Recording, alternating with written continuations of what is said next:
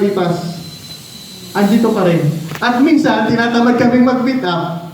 Minsan, mga kapatid, tinatamad na kami. Coach Nelson, bigla magte-text siya. Bro, wala ba tayo meet up ngayon? Sabi ko, Witcher, nag-text si Kuya, ba, paano gagawin natin? No, sige, meet up tayo. So yun yung mga... Tapos one time, tinanong siya ni Coach Joshua. Di ba, paano ka na-invite ni Coach Watt? Sabi niya. Kasi ano eh, parang genuine yung pagkaka-invite niya sa akin. Parang totoo talaga na walang halong kung ano man yun. So kaya hanggang ngayon kasama niyo ako. Yan, si Kuya ba? Wala. Sa men's. Yan. Okay. Additional, yung topic namin na ginagamit, dinadala niya sa church niya. Even yung Discovery Bible Study natin, sabi niya, bro, anong next topic natin? Verse, pag-aaralan, next topic. Kasi gagamitin ko na ulit sa church namin, sa next group niya. So yun, so laking tulong ng group nito sa kanya. Si Kuya Jerry, na-meet namin last year. Isa siyang mayamang negosyante sa Longopo, may hardware. Si Kuya Bob ang nag-invite. Hindi kami nag-invite ha. Supposed to be dapat kami mag-invite kasi kami may small group eh, tama? Pero hindi na kami. Ang nag-invite si Kuya Bob. Yan, kaibigan niya. Siya naman, mayaman, nalugay, nagkasakit. Gusto niya mag-suicide na. So yun yung story ng buhay niya. So ngayon, hanggang ngayon, kasama namin siya. Minsan siya pa yung may dalang pagkain, isa kami yung walang dala, siya yung nagdadala. Imagine mo, 1 year na siya kasama namin. Pero, yung kung paano siya mag-share, kung paano niya pinagdaanan yung buhay niya, paano niya nasaksid yung... Alam niyo, siya mga kapatid, yung baril, nasa tabi na niya, as in, kakalabitin na lang niya, pero hindi niya tinuloy. Ngayon, nakakatulong sa amin sa kung paano malalagpasan yung pag may mga problema sa buhay, yung isang kasama namin dito, si Doc Eli Rams, kung kilala yung apo niya, so nasa ganung stage na rin. So na-adapt kung paano niya nilabanan.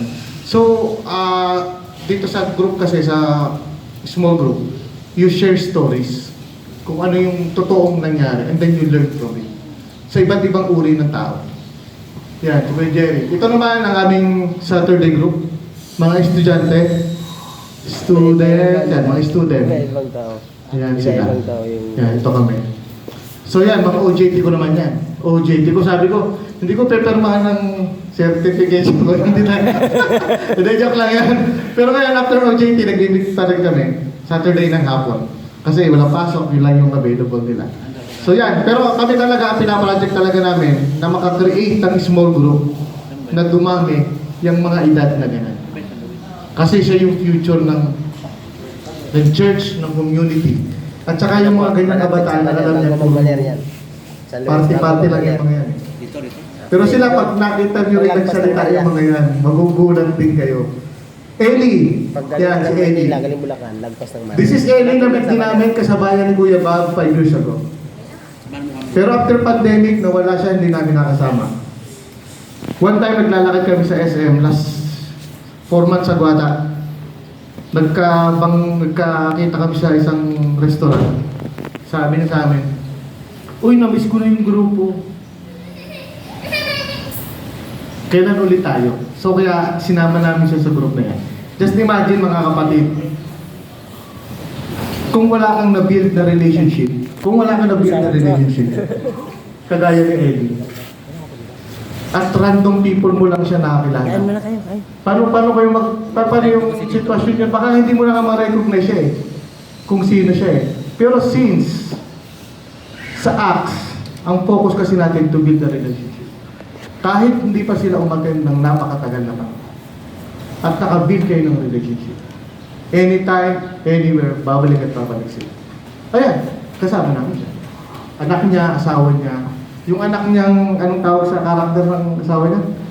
Yung solo, gusto niya solo, palagi siya. Hindi siya nakikipag-introvert. Sabi niya, Alam nyo, sa inyo lang nakikipag-usap ang asawa ko. Comfortable tsaka hindi siya nag-share. Pero dito, siya yung mas maingay kaysa sa asawa niya. So yun, ito may group namin. Ito Adventist, Ninong Pink Elder. Pero the rest, hindi na siya Adventist. So next picture. Yan, si Marife. Si Marife, kaibigan ni Eli, yung isa kanina. Balik mga coach dogs. Kaibigan siya. Ang nagdala kay Marife, siya. Yan, siya na ngayon.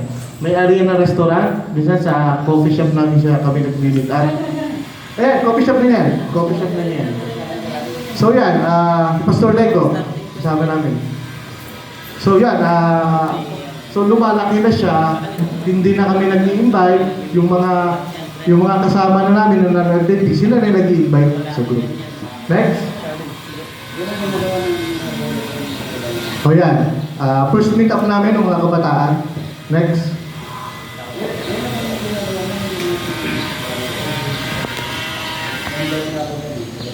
Yeah. Ito naman, ito special to. Ito yung aming Friday group.